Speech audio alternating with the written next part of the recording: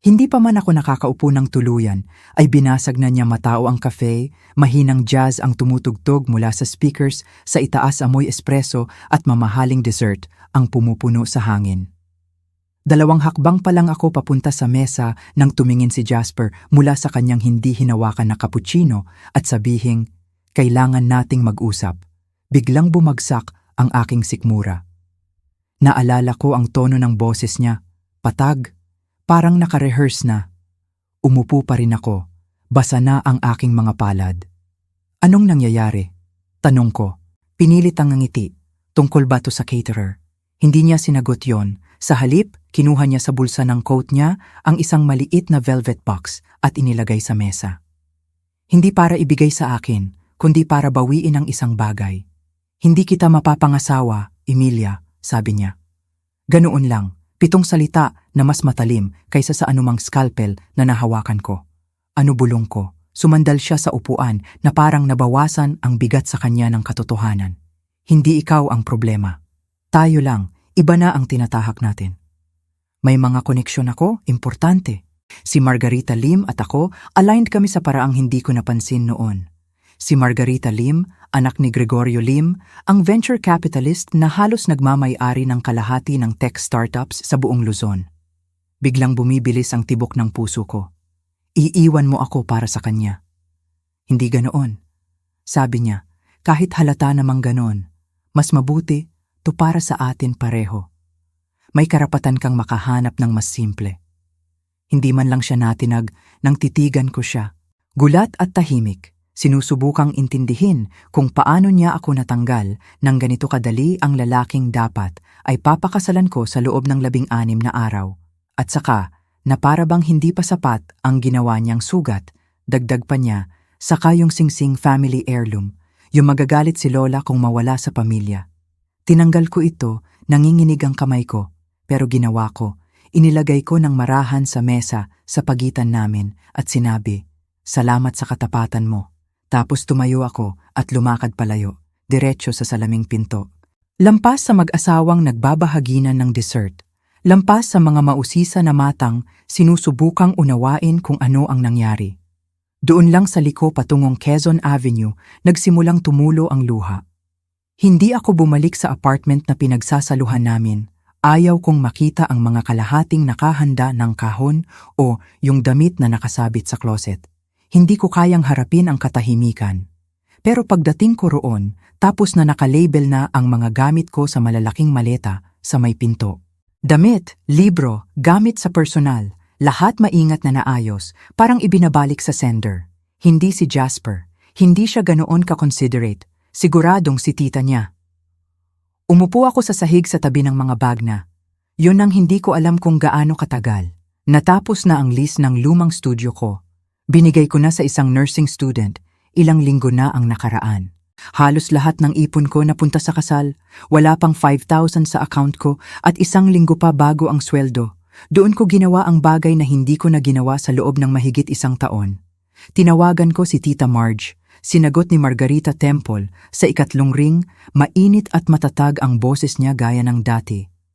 "Emilia, anak, saan ka na? Aakala ko tatawagan na kita tungkol sa sapatos na tiningnan natin noong 1 linggo. Hindi ako makapagsalita. Nabulunan ako ng hikpi.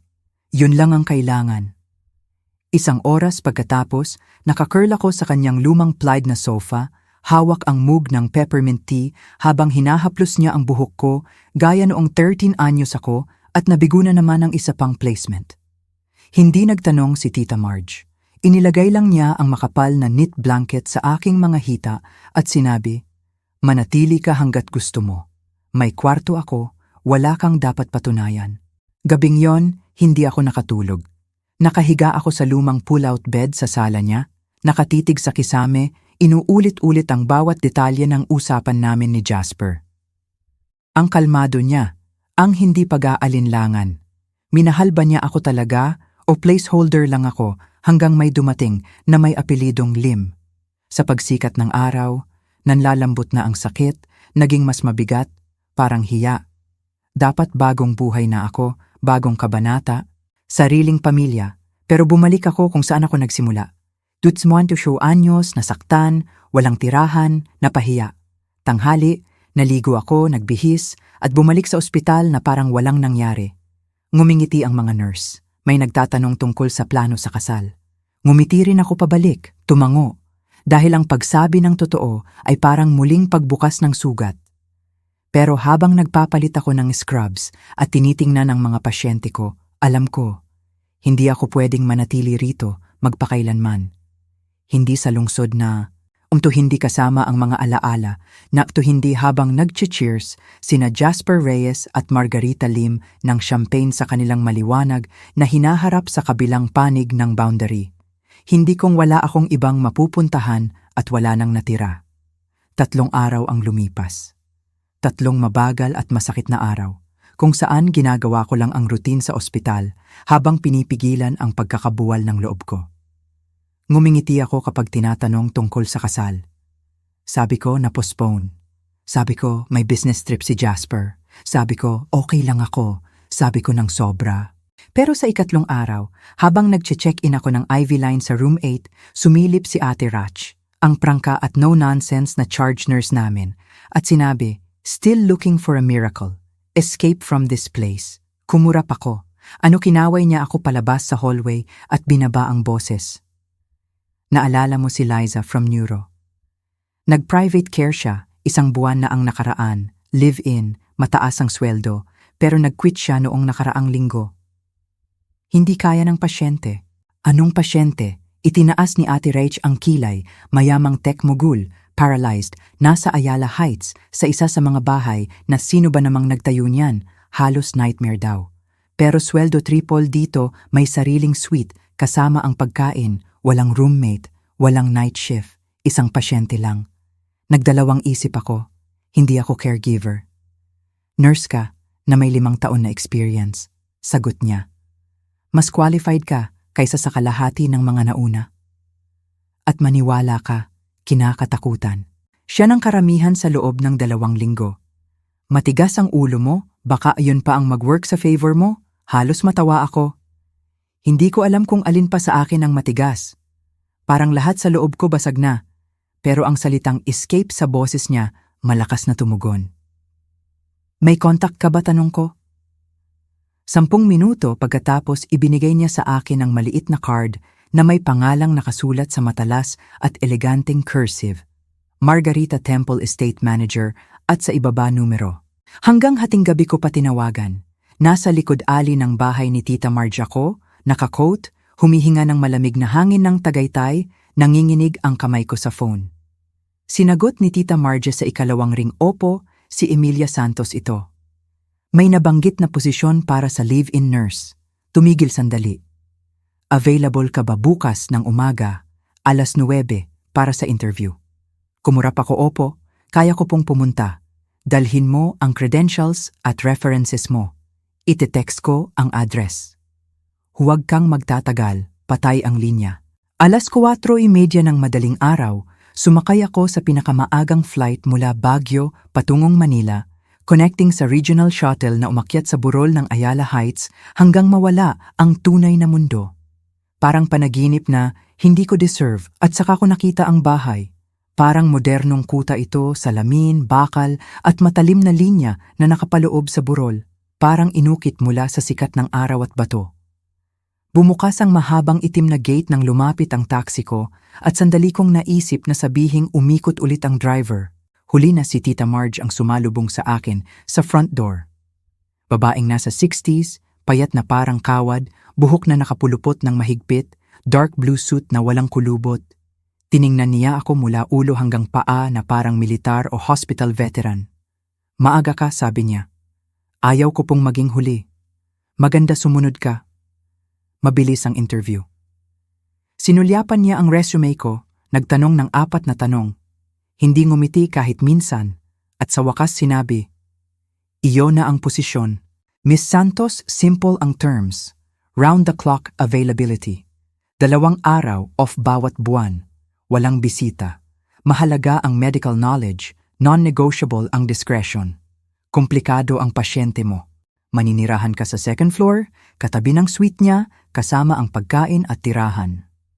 Sweldo 600,000 bawat buwan plus performance bonus depende sa progress ng kondisyon. Sinikap kong huwag mag-react. Naalala ko pa rin kung paano ko hinawakan ng mahigpit ang braso ng upuan para hindi matawa ng malakas. Higit pa yon sa triple ng sweldo ko sa ospital. Wala akong plano. Wala akong dala kundi isang lumang duffel bag at durog na puso. Pero sinabi ko, opo. Sinabi ko ng walang pag-aalinlangan. Inilapit ni Tita Marge ang folder. Ito ang contract mo. Basahin mo bago bukas. Ang pasyente mo, si Mr. Rafael Herrera. Walang kahulugan sa akin ang pangalang yon noon. Malapit nang maging lahat. Kinabukasan, nakatayo ako sa labas ng pinto niya, folder sa kamay, kabugang dibdib. Tahimik ang hallway, lunok ng mga yabag, ng makapal na carpet. Lahat sa bahay na to ay makinis at malamig. Batong sahig, slick na linya, mamahaling katahimikan. Katabi ko si Tita Marge, clipboard sa dibdib. Sigurado ka bang gusto mo? Tutanong niya nang hindi tumitingin sa akin. Pinirmahan ko na po ang contract. Hindi yon ang tanong ko, nilunok ko ang laway opo. Kumatok siya ng 2 beses. Tapos binuksan ang pinto nang hindi naghihintay ng sagot. Malaki ang kwarto, sobrang laki. Mataas na kisame, salaming dingding na tanaw ang hanay ng mga puno, sikat ng araw na dumadaloy sa maputlang hardwood. Mas parang trono room para sa multo kaysa kwarto. Nasa bintana siya sa isang sleek black wheelchair.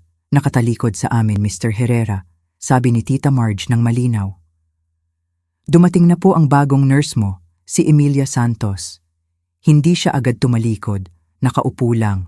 Dahan-dahang tumitipa ang daliri sa armrest. Sa wakas, pumihit siya at napahinto ang hininga ko. Hindi ko alam kung ano ang inaasahan ko. Matanda siguro, mahina. Pero si Rafael Herrera ay bata pa. Siguro mid-30s, matangkad kahit nakaupo. Maikling maitim na buhok, matalim na panga, mata na parang pinutol na salamin. Pero may pagod sa kanya. Maputla ang balat, payat ang katawan, pero ang ekspresyon niya iyon ang nagbabala sa akin. Tiningnan niya ako na parang talo na ako agad. So, sabi niya, mababa at nakakagat ang boses. Isa na naman ang ipinadala nila. Binuksan ko ang bibig para magsalita. Pero pinutol niya, magkano ang taya ngayon, Tita Marge, 1 linggo? 10 araw. Hindi sumagot si Tita Marge. Sinabi lang, iiwan ko kayo para magkakilala. At umalis, sinara ang pinto, humaba ang katahimikan. Hindi ako pumunta para sa taya, sabi ko sa wakas. Para lang gawin ang trabaho ko. Inilapit niya ang wheelchair ng ilang talampakan, tinitingnan ako na parang painting na hindi niya gusto. At ano sa tingin mo ang trabaho mo? Gamot, physical therapy, pag-monitor ng vitals, support sa rehab. Tumawa siya ng mapait. Nakakalimutan mo ang parte kung saan tumango ka ng mahabagin habang hindi na ako makalakad ulit. Yon ang paborito ng lahat. Hindi ako natinag, hindi ako nandito para maawa sa iyo. Bahagyang iniling niya ang ulo bago yan. Karamihan, nabibiyak sa 3 araw. Baka magulat ka sa akin. Baka, sabi niya. Kahit ang smirk sa gilid ng labi niya ay nagpapahiwatig na hindi siya naniniwala. Sa buong araw, matigas ang katahimikan namin. Binigyan ko siya ng gamot, tinignan ng PT plan, nag-take ng notes. Patuloy siyang nanunuya, sumusubok, nagtutulak. Pero hindi ako kumagat. Nakatrabaho ko na ang mga veterano na nawalan ng paa, mga teenager na sumisigaw sa bawat injection, mga nanay na umiiyak sa morphine. Si Rafael Herrera ay hindi makakatakot sa akin. Gabing yon, habang inaayos ko ang kwarto niya para sa gabi, bigla niyang sinabi, hindi ka katulad ng inaasahan ko. Tumingin ako mula sa drawer. Hindi ka nagtatanong tungkol sa aksidente. Naisip ko, ikukuwento mo kung gusto mo. Tumigil ulit, isa pang sorpresa. Ski trip, sabi niya sa wakas mag-isa. Nawalan ako ng control sa ridge. Nagising ako sa helicopter. Hindi na ako nakatayo nang mag-isa mula noon. Tumango ako. Salamat sa pagkukuwento. Tiningnan niya ako ng matagal. Bakit mo tinanggap ang trabahong to kailangan ko? Hindi ang pera. Bakit itong trabaho tiningnan ko siya sa mata? Dahil niloko ako, dahil alam ko ang pakiramdam na itapon ng walang pakundangan. Nagbago ang mukha niya saglit. Parang bitak sa pader na hindi dapat naroroon. Tapos tumalikod ulit siya sa bintana. "Huwag kang mag-attach," sabi niya. Hindi ako naniniwala sa pasasalamat o pagkakaibigan. "Mabuti," sagot ko. Hindi rin ako naniniwala sa ilusyon. Wala na siyang sinabi pagkatapos noon, pero hindi rin niya ako pinaalis. Nangyari ito sa ikalimang gabi. Hindi dapat ako gising, pero humahangin ng malakas mula hating gabi. Umuuga ang mga bintana na parang may multo na hindi makapagdesisyon kung papasok o mananatili sa labas. Tumayo ako para isara ang blinds at napansin ang ilaw pa rin sa West Wing Gym, lugar na bihirang payagan ni Raf na pumasok ang iba ng mag-isa. Una, binalewala ko. Akala ko nakatulog siya habang nanonood ng TV. Pero may humila sa akin, tahimik at likas. Sinuot ko ang sweater, naglakad ng tahimik sa hallway, at bahagyang binuksan ang pinto ng gym para sumilip. At ang nakita ko ay tumigil sa lahat. Nakatayo si Rafael Herrera, hindi buo, hindi walang tulong. Hawak niya ang parallel bars, tense ang braso sa strain, pawis na tumutulo sa sentido, nanginginig ang mga binti sa ilalim niya. Taot ang bawat kalamnan. Pero ginagawa niya ito ng dahan-dahan, determinado, hakbang sa hakbang na masakit. Napahinto ang hininga ko, hindi niya agad napansin ako, sobrang focus niya. Pero ang mahinang tunog ng pinto ang nagbigay sa akin. Tumalikod siya, nakita ako, at agad nagbago ang mukha mula sa pagsisikap patungo sa galit. "Ano nang ginagawa mo riyan?" sigaw niya. May narinig ako, "Akala ko lumabas ka, Emilia." Ngayon, hindi ako gumalaw. Hindi dahil natatakot, kundi dahil nagbago na ang isang bagay sa dibdib ko. Hindi siya hopeless. Hindi, tapos itinatago niya ang progreso. Bakit, tanong ko ng mahina, bakit mo itinatago to? Mas hinigpitan niya ang hawak sa bars, maputi ang knuckles, dahil kapag nakita ng tao ang progreso, umaasa sila ng milagro. Hindi ganoon gumagaling. Tumawa siya ng mapait, pero ganoon gumagana ang pagkadismaya. Nasaksihan ko na ang pag-alis ng mga tao nang ma-realize nilang hindi ako magmamagic na babangon mula sa wheelchair at magiging kung sino ako noon. Ayaw ko nang maulit yon, kaya sa halip, nagpapanggap kang wala nang natira, na sumuko ka na tumigas ang panga niya. Hindi mo naiintindihan, lumapit ako ng dahan-dahan, parang lumalapit sa sugatang hayop. Baka naiintindihan ko, tiningnan niya ako sa mata, galit, hindi sigurado, hindi ako magsusumbong, kahit kanino, sabi ko. Pero kung papayagan mo akong tulungan ka talaga, pwede tayong magtrabaho patungo sa mas mabuti, hindi mo kailangang mag-isa. Bakit, tanong niya, bakit ka nagmamalasakit? Dahil alam ko ang pakiramdam na mawalan ng hinaharap at inaasahang ngumiti sa gitna ng mga pira-piraso. Tinitigan niya ako, mabilis ang hinga. Kumikinang ang pawis sa balat. Akala ko sisigawan niya ako ulit, paalisin, bantaan na tatanggalin ako. Sa halip, dahan-dahang bumalik siya sa wheelchair, tahimik, pagod. Sa wakas, bulong niya, "Sige, tumalo ng puso ko. Manatili ito sa atin lang," dagdag niya. Walang may alam, naiintindihan ko at susundin mo ako. Kung sabihin kong itigil, ititigil. Kung sabihin kong ituloy, tutuloy ka. Sige, agreed. Tiningnan niya ako, matalim pa rin ang mata, pero may nagbago. May hindi nasabi, "Hindi ka katulad ng iba," nagkibit balikat ako. Hindi naman ako nagtatry maging katulad nila. Nagsimula ang sessions kinabukasan, maaga, tahimik, bago magising si Tita Marge, bago ganap na uminit ang tiles sa kusina. Bawat hakbang niya ay sakit, controlled, measured, parang lumalaban sa grabidad gamit ang galit at muscle memory. Pero ginagawa niya at nandun ako. Hindi para i-cheer, hindi para umiyak, para lang suportahan. Isang kamay sa mundo, ayaw niyang mahulog. Nagsimula ito sa isang boses. Nag-oorganisa ako ng meds cabinet sa kwarto ko nang marinig ko ito. Malalim, confident, sobrang makinis lalaki. Hindi si Raf, hindi staff mausisa. Lumapit ako ng tahimik sa main hallway at sinundan ang tunog sa west sitting room. Nandoon, nakahiga sa leather couch, isang lalaki early 40s. Kumikinang ang mamahaling relo sa umaga. Hawak ang baso ng hindi juice. "Raf, parang impyerno ang itsura mo." Tumawa ang lalaki, si Raf. Sa harap niya, nagbigay ng tipid ng ngiti. Buti nakita kita rin, Eric. Iyon ang unang pagkakilala ko kay Enrico. Eric Tan, matagal ng business partner ni Raf. Ang lalaking, ayon kay Tita Marge, pumalit sa pag-manage ng Herrera Nexus Technologies pagkatapos ng aksidente ni Raf. May kakaiba sa kanya na nagpapanindig sa balahibo ko. Baka sa paraan niya titingin kay Raf na parang sinusukat pa rin ang halaga nito. O baka sa paraan ng pagtingin niya sa akin nang pumasok ako dala ang tea-tray. Mabagal, assessing, invasive. Eto ba yung bago tanong niya? Emilia Santos, sabi ko ng pantay, inilalagay ang tray. Mas magaling ba to kaysa sa huling 3 biro ni Eric, sumisip-sip ng inumin. Hindi siya nandito para i-entertain ka. Malamig na sagot ni Raf. Nurse ko siya, lumipat ang usapan sa negosyo. Mergers, investor tensions, government contracts. Sinikap kong maging invisible pero isang salita ang nagpapatigil sa akin. Lim, lumapit si Eric. Binaba ang boses. Sabi ni Laura, ready na raw ang tatay niyang itulak ang funds. Kailangan lang ilipat ang control package sa shell absorb ng Lim Capital. May contacts siya sa tech board. Madali, hindi sumagot si Raf. Tinitigan niya ang labas ng bintana, mahigpit ang knuckles sa armrest.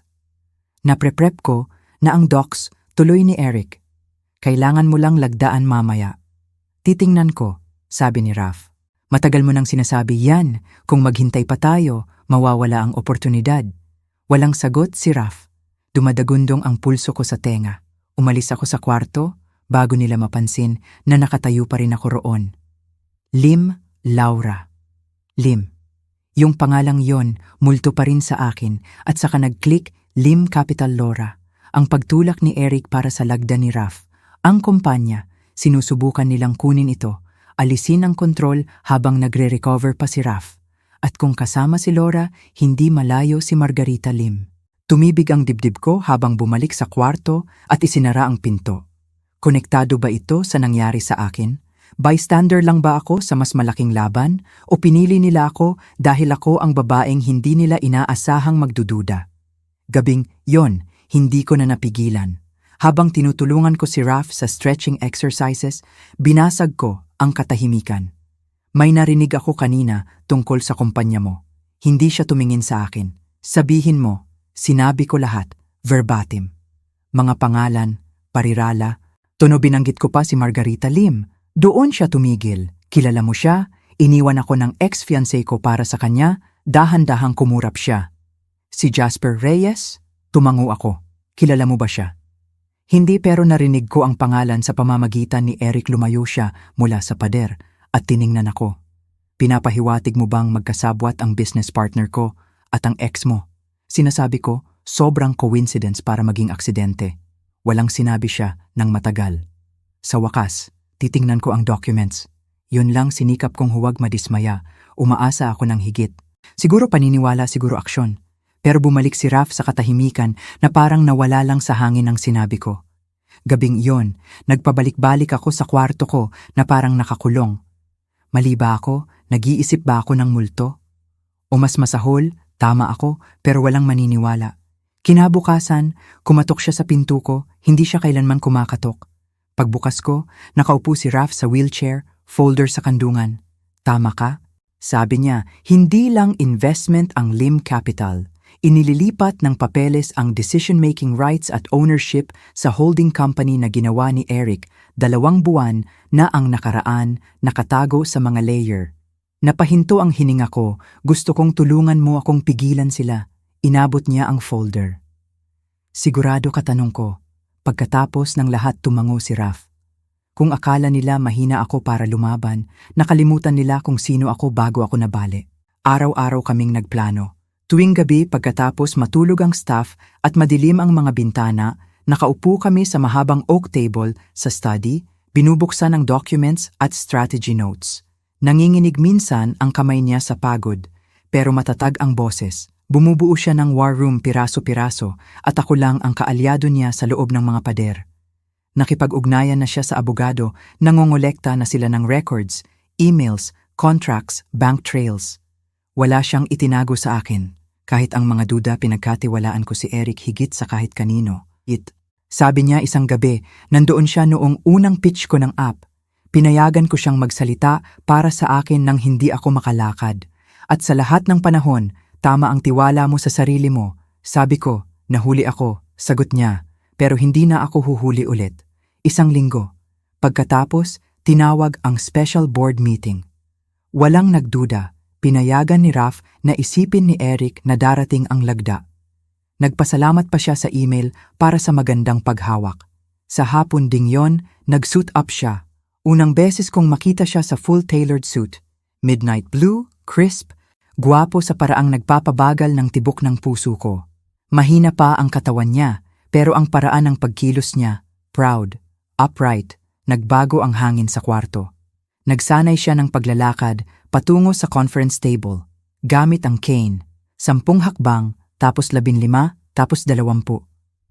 Gusto ko makita nila, sabi niya, sa sarili nilang mata. Sa araw ng meeting, dumating kami ng 15 minuto ng maaga.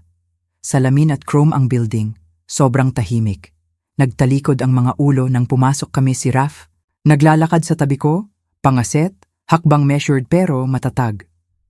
Kumalat ang gulat sa hallway na parang kuryente. Sa boardroom, nakaupo si Eric sa ulo ng table. Nandoon din si Laura, naka-dove gray suit, nakatawid ang binti, labi na parang digmaan. At sa tabi niya, si Jasper. Mas maliit siya kaysa sa naalala ko, gwapo pa rin, smug pa rin, pero hindi na gaanong polished, parang hiniram, na hindi na ibalik ng tama. Pagpasok ni Raf, kanis sa kamay, nabasag ang katahimikan. Naglalakad ka, sabi ni Eric. Hindi perpekto, sagot ni Raf, pero sapat na hindi siya umupo sa dulo. Naglakad diretso sa ulo ng table, tumigil at tiningnan si Eric sa mata. Ako na ang may autoridad sa meeting na ito, sabi niya nang kalmado. At sisimulan ko sa ganito. Inilagay niya ang folder sa table at binuksan. Pinanood ng lahat habang inilatag niya ang bawat forged trail, bawat backdoor clause, bawat pruweba ng pagtatangka ni Eric na ibigay ang kontrol ng Herrera. Nexus Technologies, sa private shell company na pag-aari ng Lim Capital. Hindi natinag si Laura Nagulos, si Jasper. Unti-unting nawala ang kulay sa mukha ni Eric. Hindi mo mapapatunayan ang intent, bulong ni Eric. Hindi ko kailangan, sagot ni Raf. Kailangan ko lang patunayan ang breach of fiduciary duty at ginawa ko na naghalo ang board. Tumayo ang General Counsel Mr. Herrera, gusto mo bang mag-request ng immediate vote of no confidence? Gusto ko, sabi ni Raf, effective immediately, nagkagulo. Si Laura ang unang tumayo, tumutunog ang takong na parang baril. Hindi mo alam kung kanino ka nakikipag-away, Raf. Alam ko, sabi niya ng mahina. Babaeng nagtatago sa likod ng pangalan ng tatay at lalaking nagbebenta ng lahat para sa shortcut. Tumawa siya ng mapang-uyam. At ang nurse mo. Ano na? Co-founder mo na rin. Tumalikod si Raf para tingnan ako. Siya ang dahilan kung bakit nakatayo ako rito. Tumalikod si Jasper. Bumoto ang board, unanimous tinanggal si Eric, nullified ang contracts. Bumalik ang control. Pagkatapos, nang walang laman ng kwarto, nanatili kami ni Raf. Sumandal siya sa cane, hingal, pero kumikinang ang mata. Ginawa mo, bulong ko hindi. Sabi niya, ginawa natin. At saglit, ngumiti siya ng malapad, totoo. At na-realize ko ang isang bagay na hindi ko pinayagang maniwala hanggang sa sandaling yon. Hindi siya lang ang gumawa ng unang hakbang noon. Lumipas ang mga linggo. Hindi na parang museo ang mansion. Mas madalas bukas ang bintana. Dumadaloy ang liwanag sa hallway at kahit ang hardin, dating tuyo at overgrown, humihinga ulit. Mahirap pa rin ang mga araw ni Raf, pilay pa rin, kailangan pang magtiis sa sakit. Pero ang pait na dating sumusunod sa bawat hakbang ay nagsisimula ng mawala. Gayon din sa akin, ang kasal na hindi natuloy, itinigil ko ng pagluksa. Ang apelyidong halos gamitin ko, binitawan ko. Dahan-dahan, nakikita ko na ang sarili ko bilang higit pa sa taong itinakwil. Nagsimula akong magbasa ulit, tumakbo. Nang maikling lap sa private trail sa likod ng bahay, tumawa. Tumawa ng walang sala. Ginawa ni Raf na punto na magluto isang gabi bawat linggo. Kahit sinusunog niya ang kanin at sinusumpa ang stove na parang may utang ito sa kanya. Pinayagan ko, umupo ako sa kitchen island, nakayuko ang binti, nakangiti sa frustration niya, iyon ang ritual namin. Maliit at tahimik, pero sa atin isang gabi, inabot niya sa akin ang isang putahe na hindi ko ma-identify at sinabi, kung papatayin ka nito, gusto ko na sa record. Sinubukan ko, makukuha mo ang kumpanya sa will, biro ko. Tumigil siya, hindi talaga tumingin ako. Inilipat ko sa trust. Sabi niya, kasama ka roon? Kumurap ako. Ano? Hindi ko ibinibigay sa'yo ang kumpanya, sabi niya nang mahina. Pero gusto kong malaman mo, mas maganda ang itinayo natin kaysa sa itinayo ko sa kahit kanino. At gusto kong kasama ka sa susunod. Tinitigan ko siya, rough, inabot niya sa bulsa at kinuha ang maliit na itim na box.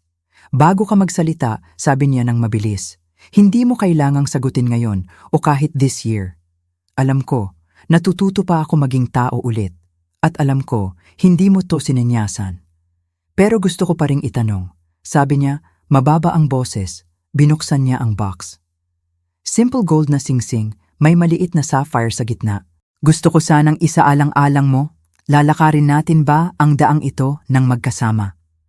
Hindi dahil kailangan ko ng savior, kundi dahil kasama ka, naaalala ko kung sino ako. Hindi ako umiyak. Akala ko gagawin ko, pero naramdaman ko ang iba matatag. Parang pagdating sa dulo ng pinakamadilim na parte ng gubat at nakahanap hindi ng kastilyo, kundi ng clearing tahimik na lugar para huminga ulit. Kinuha ko ang singsing, isinuot sa daliri. Hindi ko sinasabing oo, bulong ko, nakangiti, pero hindi rin no, tumawa siya. Katulad mo talaga yan. Hindi kami nagmadali. Walang grand announcement, walang headline, mas maraming umaga, mas maraming progreso.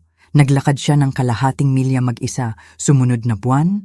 Pumasa ako sa certification para magbukas ng sariling private practice. Nag-hire kami ng karagdagang staff. Nanatili ako sa bahay, pero hindi na parang sa kanya lang. Parang sa atin, na tungkol naman kay Jasper. Nag-text siya, 1 beses, 2 linya. Tinatanong kung okay lang ako. Hindi ko sinagot, hindi na kailangan. Dahil nakuha ko na ang lahat ng dapat kong makuha mula sa sakit na yon. Aral, detour, at pintuan patungo sa buhay na hindi ko man lang naisip noon. At si Raf, sa Taglagas, itinigil na niya ang paggamit ng wheelchair. Sa kaarawan niya, nag-short trip kami sa baybayin. Tayo lang, naglakad siya sa tabi ko sa beach sa paglubog ng araw. Dumidikit ang buhangin sa paa, malamig ang hangin na sumusakit. Sa isang punto, tumingin siya sa dagat at sinabi, "Sa tingin mo, babalik pa ba tayo sa dati?" Umiling ako. Sana hindi tumalikod siya sa akin at dagdag ko, dahil mas maganda ang naging tayo, walang sagot. Hinawakan niya lang ang kamay ko at hindi binitawan.